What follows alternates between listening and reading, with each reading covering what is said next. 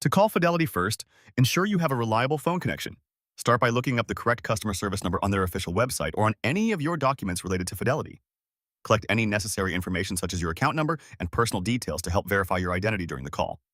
Next, dial the number you found and listen carefully to the automated system. It may offer you different options based on your needs, such as inquiries about accounts, investments, or general support. Follow the prompts to select the appropriate option. If at any point you have trouble navigating the menu, you can usually press 0 to be directed to a representative.